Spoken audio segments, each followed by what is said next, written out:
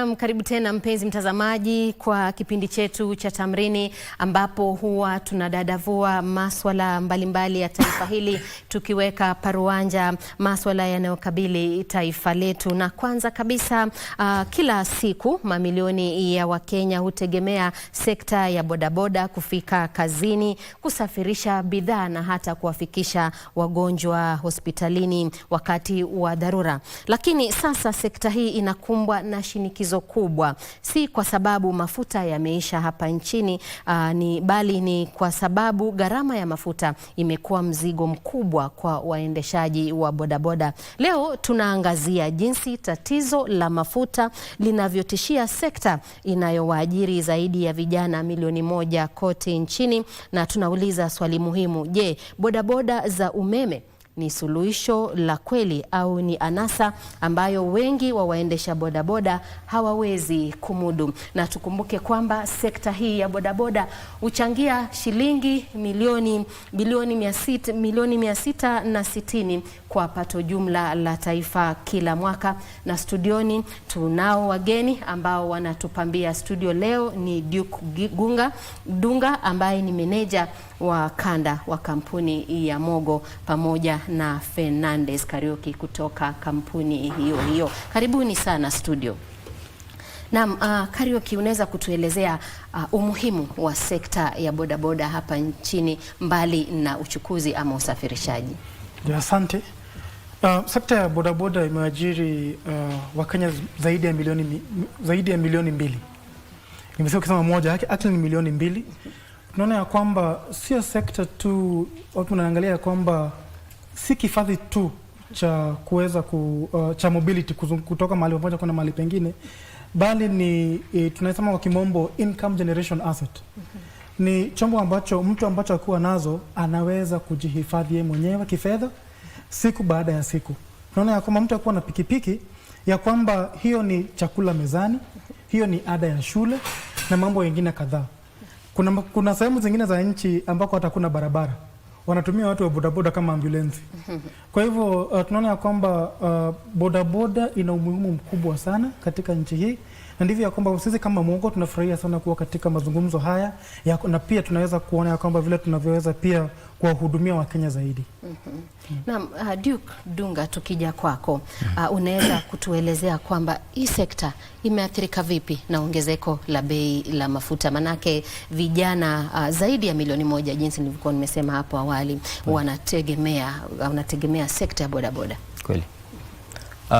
Kwanza nashukuru kwa kuwa hapa, na zaidi ya alivyosema, unajua wana bodaboda wanategemea mapato ya kila siku. Wanapoendesha pikipiki, mapato yao ni ya kila siku. Bei ya mafuta inapoongeza, inamaanisha inashusha ile pesa ambayo wanaenda nayo nyumbani kwa kila siku. So wanaathirika directly on a daily basis kwa mapato yao. Yeah. Na tukiangazia gharama ya pikipiki za kielektroniki, Bwana Kariuki, gharama ya pikipiki za kielektroniki ikilinganishwa na gharama za pikipiki ambazo zinatumia mafuta, tofauti iko wapi? Tukiangalia gharama, mambo ni mawili. Unaweza angalia gharama wakati wa kwanza ukienda kuchukua pikipiki. Tunasema first capital intensive, na kama kwamba ukienda kununua mara ya kwanza, gharama yake na gharama ya pikipiki ambayo ni ya petroli haibadilika kwa ukubwa sana. Lakini wakati ambako hasa mtu ananunua pikipiki ya umeme, alafu anaanza kuitumia, akienda kutumia pikipiki ya petroli, sasa hapo ndio mtu sana kuja kuona sasa kuna utofauti mkubwa sana. Kwa sababu kwa gani nasema hivyo? Kwa sababu gharama ya mafuta imepanda juu, ni kweli. Na pia juzi niliona wakisema kwamba pia gharama ya stima pia itapanda juu kwa sababu pia gharama ya mafuta imepanda. Lakini ukiangalia kwamba gharama ya umeme pia iko chini kidogo. Mara nyingi ni kwamba almost 30% mtu ana save kwa na pikipiki ya EV, tunataja EV ama electronic vile umeweza kuita kama ya stima. Na tukiangazia hilo, manake katika mitandao pia ukidurusi mitandao unaambiwa kwamba gharama ya pikipiki ya elektroniki ni juu zaidi ikilinganishwa na gharama ya mafuta. Na pia Bwana Duke Dunga, tukiangazia vile vituo vya kuchaji zile betri za pikipiki za kielektroniki, unapata kwamba wakati ule unapokwenda kuchaji unapata kwamba kuna aina mbili. Kuna ile ambapo unaweza kuchomeza ile mfumo wa kuchaji ile betri kwenye kishimo ama ile socket, na pia kuna ile ya swap ya kuweza kubadilisha. Lakini tukipiga hesabu hapa tunaona kwamba kuchaji pikipiki za kielektroniki zina gharimu shilingi kati ya 200 na 300 kila siku, huku pikipiki za mafuta zinatumia kati ya shilingi 500 na 700 au zaidi kwa umbali sawa, na hivyo ni nafuu. Lakini licha ya haya, inaonekana kuwa pikipiki za mafuta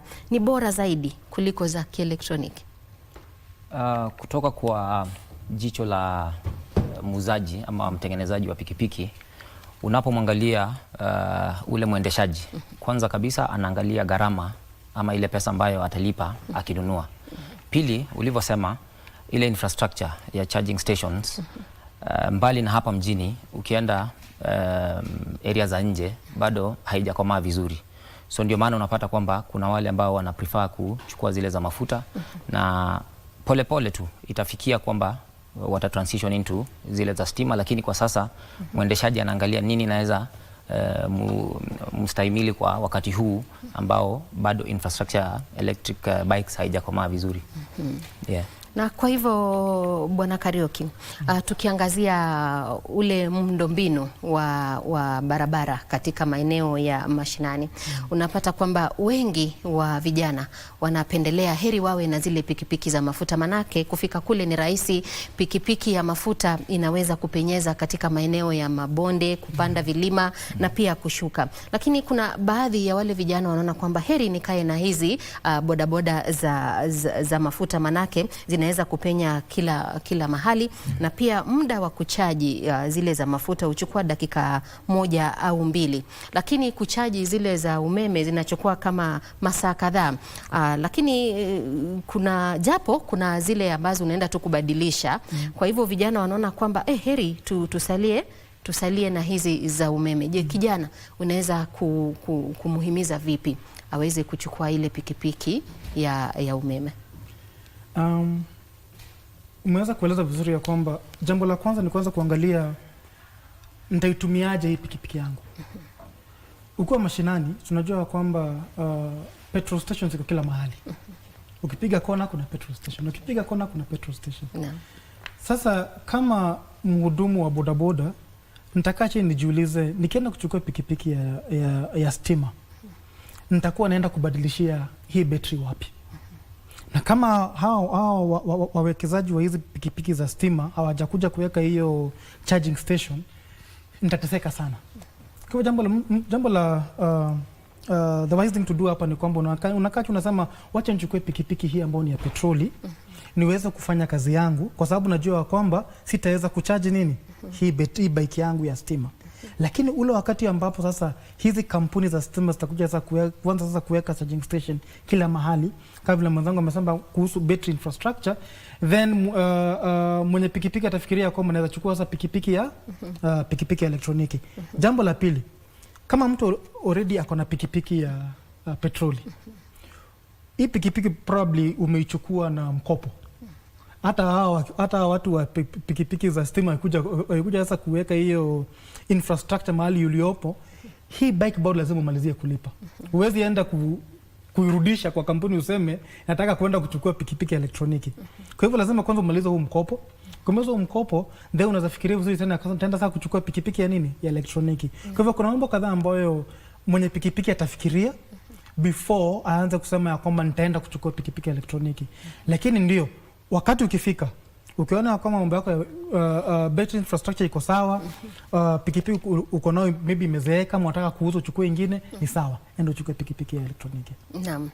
Bwana Duke, hapo jana kulikuwepo na maonyesho ya magari ya umeme na watu wengi walijumuika katika eneo la jumba la KICC kuweza kushiriki katika yale maonyesho. Lakini kuna wale ambao wanahisi hayo yalikuwa maonyesho tu. Unaweza kuambia vipi wale ambao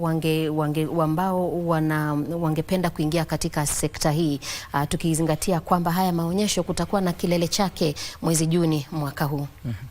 Asante sana. Kwanza, sekta ya hizi pikipiki za stima ni sekta ambayo inaibuka. So lazima kuna wale ambao wana hiyo excitement kujaribu kujua utofauti wake na zile za mafuta. Lakini cha msingi ni kwamba muendeshaji wa pikipiki anaangalia itamsaidia vipi baadaye kwenye gharama, kwenye mapato yake ya kila siku. Na baada ya muda anajua kwamba watu wakishapata mafunzo sahihi wata make decisions ambazo zinawafaa zaidi ili wapate mapato kutoka na biashara ya kuendesha pikipiki. Naam. Yeah. Na kwa hivyo Bwana Kariuki, pia tukiangazia vijana, unapata kwamba vijana wengi hapa nchini wanakodisha pikipiki. Hawawezi kumudu ile gharama ya kununua pikipiki. Kijana kama huyu utaweza kumpatia wosia gani ama utamshauri vipi? Kijana wote ambaye anakodi pikipiki ni kwamba Mogo iko tunawezesha vijana hasa Kenya hii kuweza kupata mikopo.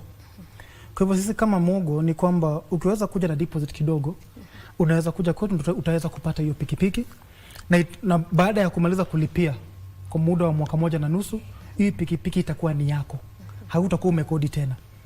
Shida tu hapo inakomba ya kwamba mara nyingi mtu anapata hiyo pesa kidogo, anasema anasahau ya kwamba anafaa kuweka pesa kidogo kwa sababu lazima alipie pikipiki kila siku.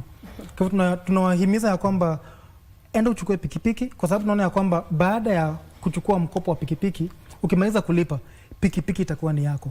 Ukikodi pikipiki kwa mtu yoyote, hata ulipe kwa miaka mingapi, pikipiki bado si yako. Na baada ya kumaliza kulipa, tunakupatia hata logbook. So inakuwa ni yako kabisa baada ya malipo. Na Duke, tukiangazia malipo, kuna wale ambao wanalipa mikopo wanasema kwamba hakuna Mkenya ambaye hana mkopo. Kweli. Na katika swala hilo la mikopo unapata kwamba kuna wakati mwingine labda nyakati kama hizi mambo ya kiuchumi ama gharama imekuwa juu zaidi na hali ya kiuchumi inazidi kuwa ngumu. Na unapata kwamba kuna wengine ambao hawawezi kulipa hiyo mikopo, labda wanachelewa. Je, mnachukua mbinu gani kuweza kuhakikisha kwamba wanalipa kwa urahisi bila kushinikizwa kila mara? Manake wengine wanaona kwamba usipolipa basi hii kampuni itakuja ichukue pikipiki zao. Kweli.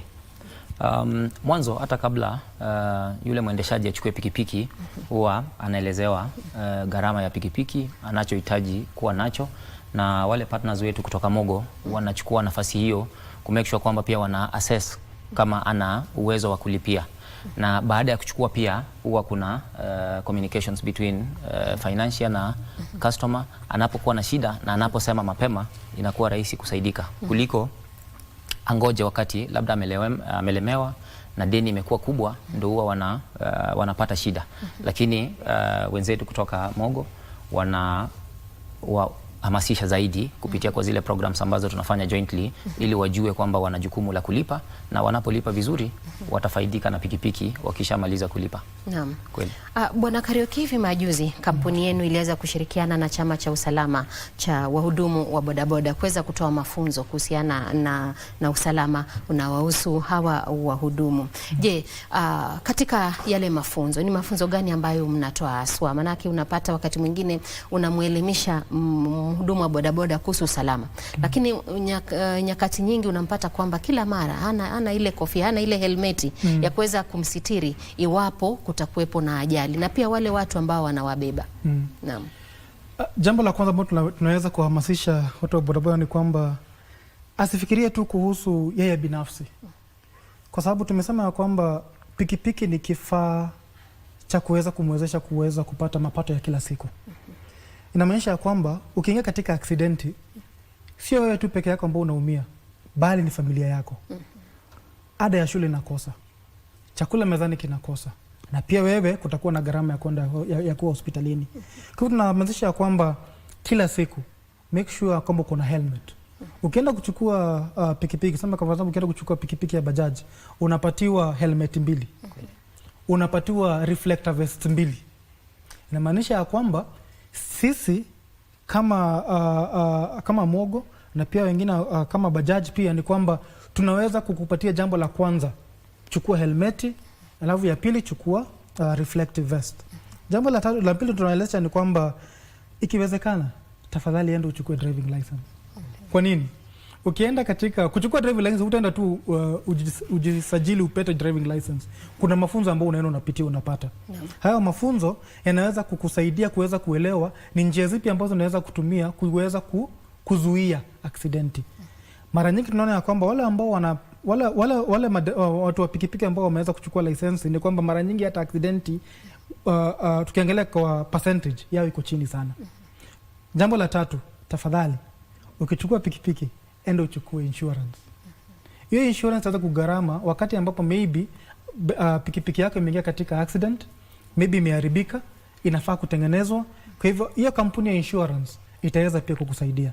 Kwa mambo hayo yote tunaweza kueleza katika mafunzo yote ambayo tunaweza kufanya nao wakati kwa wakati.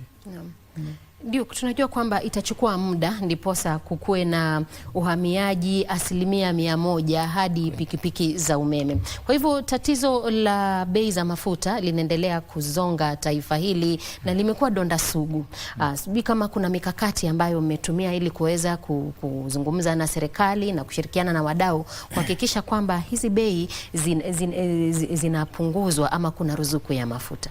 Kweli, mazungumzo yanaendelea na wale ambao wanahusika, lakini kwa yule mwendeshaji ambayo ndio anagharamika zaidi, kama kampuni huwa tunapanga kuwafanyia program zile ambazo pia zina cushion kidogo, kama free services, free trainings kama vile mwenzangu alivyosema. Na kwa sahi gharama ya kutengeneza pikipiki ukimtolea hata hiyo shilingi 500 inakuwa imemruzuku kidogo na anaweza baki na ile ya kwenda nayo nyumbani. Lakini ombi letu ni kwamba bei ya mafuta iwe chini kidogo ndo iweze pia, kwa sababu alivyosema sekta hii inaajiri zaidi ya watu milioni 2.4 na zaidi yao wengi ni vijana. So wanapotoka barabarani kwa sababu hawawezi jikimu, inamaanisha lazima fikra zao zitakuwa kwingine na labda inaweza ongeza uhalifu. Yes. Na pia Bwana Kariuki, jambo la wizi wa bodaboda. Unapata kwamba watu wa bodaboda wanaathirika zaidi na huu wizi.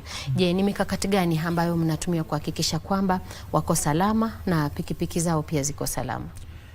Jambo la kwanza kama Mogo tunafanya kwamba ukija kuchukua pikipiki kutoka kwetu tunaweka kitu tunaita tracker. Hilo jambo la kwanza. Hiyo tracker inatuwezesha pia sisi kuweza kujua pikipiki iko wapi. Maybe kwa wakati maybe hiyo pikipiki imeweza kuibiwa. Jambo la pili, tuko na namba ya dharura ambao Mogo tuko nao pia. Kwa hivyo mtu akienda kuchukua hiyo pikipiki ama pikipiki yake imekuwa imeibiwa, anapiga hiyo namba haraka sana. So akipiga hiyo namba tunaweza kumwezesha na tunaweza tuko na majadiliano na polisi na pia wengine pia ambao ni the security agencies as well. Unaweza kutusaidia. Jambo la tatu, tuko na platform ambayo inaitwa Saka. Ngoja kidogo Bwana Kariuki, samahani kidogo, utaniwia radhi. Mtazamaji, hapa studioni tunazungumzia swala la sekta ya bodaboda, jinsi linavyochangia ama nafasi yake katika mzozo wa bei ya mafuta, na studioni tunaye Fernandes Kariuki ambaye ni afisa kutoka kampuni ya Mogo, na pia Duke Dunga ambaye pia ni afisa wa mauzo wa kanda hii ya Afrika, makanda hii hapa nchini Kenya, ambaye pia anashughulika ama anafanya kazi pamoja na kampuni hiyo, na tunaweza tukuzungumzia pia swala la pikipiki za kielektroniki. Kwa hivyo Bwana Kariuki, nilikukatiza kidogo, tulikuwa tunazungumzia swala la ufuatiliaji wa bodaboda wakati ule zinapopotea ama wahudumu wa bodaboda wanapopoteza pikipiki zao. Ndio, kuna mambo kadhaa ambayo tunaweza kufanya, na jambo la kwanza ni kuna ushirikiano na polisi na vyombo vya usalama. Jambo ambalo tumefanya kwanza hivi karibuni kama pale Uganda, Kenya Uganda border pale Swam, tuliweza kuwa na mkutano mkubwa sana ambapo vyombo vya usalama, polisi kutoka Kenya na Uganda tulikaa chini tukazungumza, kwa sababu kuna kitu kinaitwa cross border theft. Pikipiki za Uganda zinakuja Kenya, pikipiki za Kenya zinaenda Uganda. tukajadiliana, tukaona kama vile ambao tunaweza kuzuia mambo kama hayo kuweza kufanyika. Na pia juzi pia kulikuwa na mazungumzo pia na vyombo vya usalama pia pale Samburu, na pia Mogo pia ilikuwa katikati katika hayo mazungumzo. Jambo la pili ni kwamba tuna ushirikiano mkubwa sana na BAK. Hawa ni Boda Boda Safety Association of Kenya, na tunafanya kazi kwa ukaribu na viongozi wa BAK kuweza kuzungumza na madereva wao kuhusu umuhimu wa usalama. Na kwamba hata hivi karibuni tunaenda jiji baada ya jiji. Tumeenda katika kaunti ngapi so far? Tumeenda kaunti ni 5 ama ni 6 pamoja na Bajaj na BAK, tukienda kuzungumza na watu wa pikipiki kuweza kueleza kwamba umuhimu wa usalama, tunza pikipiki yako. Pikipiki yako ikiweza kupotea unaweza kufanya nini? Jambo la tatu ni pia kuna ushirikiano na jamii kupitia nyumba 10. Unajua lazima ujue rafiki, lazima ujue jirani yako ni nani, na jirani yako akiona pikipiki yako ikichukuliwa anajua imeenda wapi. Kwa hivyo tunaweza kuhamasisha kwamba jaribu zaidi sana majirani wako waweze kujua wewe ni nani. Mara nyingi watu wa pikipiki wanaweka pikipiki mahali, anakimbia mahali kwenda kufanya kitu. Hawa watu hapo hawajui pikipiki kama ni yake kama si yake. Jamaa anakuja hapa anachukua pikipiki, anatoka nayo. Kwa hivyo jambo lingine tunafanya la tatu, na pia tahadhari kwa wenye pikipiki. Nimesema kwamba tunafanya mikutano, na so far tumeenda karibu kaunti 5 ama 6 hivi kuweza kuhamasisha. Naam, asante sana. Naam, Bwana Duke, mwelekezi wangu ananiambia kwamba muda umeyoyoma, lakini nitakupa sekunde chache kabisa, manake nikipitisha wakati ataweza kunitoza faini, na hiyo faini huwa ghali sana. Je, mnashirikiana vipi na watengenezaji wa pikipiki pamoja na wale wanaotoa mikopo ama ile mipango ya kifedha kuweza kuwasaidia wahudumu wa bodaboda, na pia mnashirikiana vipi kuhakikisha kwamba sekta ya bodaboda inaimarika hapa nchini? Asante. Kwa haraka tu alivyosema, juhudi zetu kwa mara nyingi huwa tunafanya pamoja, na tunawahusisha pia hata waendeshaji, kwa sababu hao ndio wanatupa information vile tunaweza tengeneza pikipiki ili iwafae zaidi. Lakini cha msingi ni kwamba tunapoangalia mwendeshaji tunataka kuangalia mapato yake. So part of Kenya tunafanya ni kwamba tunawasikiza na tunawaelimisha vile wanaweza tumia pikipiki yao ili wafae zaidi na wapate mapato zaidi kupitia zile program zetu ambazo tunafanya jointly na wenzetu kutoka Mogo pamoja na serikali, na pia kupitia kwa wale washikadau tofauti kwenye sekta hii ya bodaboda. Naam. Kweli. Asante sana. Na mpenzi mtazamaji, hawa wamekuwa maafisa wanaoshughulikia na sekta, wanaoshirikiana ama wanafanya kazi katika hii sekta ya bodaboda, na pia wameweza kuangazia zile pikipiki za umeme ambazo wameweza kuelezea manufaa yake ni yapi ikilinganishwa na zile pikipiki za mafuta, ndiposa tuweze kutatua hili zogo linalokumba kila Mkenya, na pia limeathiri kwa kina sekta ya bodaboda. Tumekuwa naye Fernandes Karioki na pia Duke Dunga, nilo jina linanichanganya sana, Duke Dunga ambao wamekuwa wakituzungumzia kuhusu swala hilo. Na mtazamaji, tukumbuke kwamba sekta ya bodaboda huchangia shilingi bilioni 660 kila mwaka kwa pato jumla la taifa hili. Kwa hivyo ni sekta muhimu sana, na maslahi yake yanastahili kuangaziwa kwa kina na kupewa kipaumbele. Na mtazamaji, tutakomea hapo kwa sasa. Mola akiridhia, tutaonana nawe mwendo wa saa 10 kamili kwa awamu ya pili ya taarifa zetu za Kurunzi Mashinani. Mie wako Sheila Kayaro Yogo, kwa heri.